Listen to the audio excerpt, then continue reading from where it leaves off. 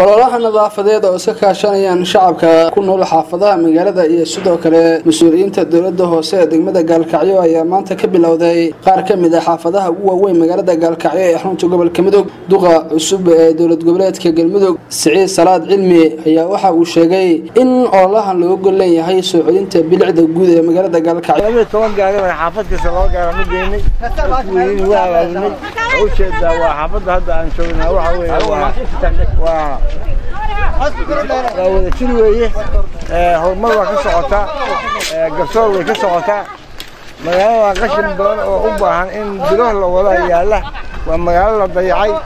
dadweynaha inaan xaafadda kala hadlaynaa in soo baxaan in qashinka soo banaanka soo dhigaan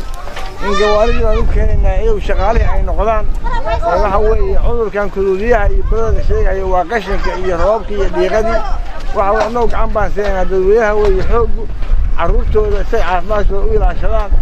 Siciid Salaad Cilmi maayarka degmada Gaalkacyo ee dawlad goboleedka Galmudug waxa uu baaqay bulshadu inay door weyn ay ku yeeshaan ka qayb qaadashada ololahan oo maalmaha soo socda ka socon doona magaalada Gaalkacyo ay noqdaan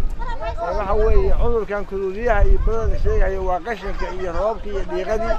waxa uu anoo gacan baan seenaa dadweynaha way xoog caruurtooda say caafimaadkooda u ilaashadaan oo naftooda u ilaashadaan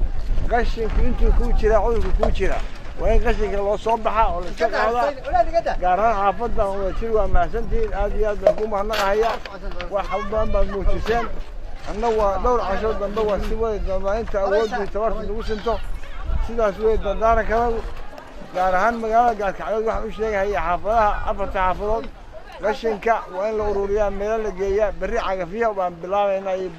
isroyaal waaweyn aan ku qaadno waxa weeye Siraaj Yuusuf Galmudug TV Gaalkacyo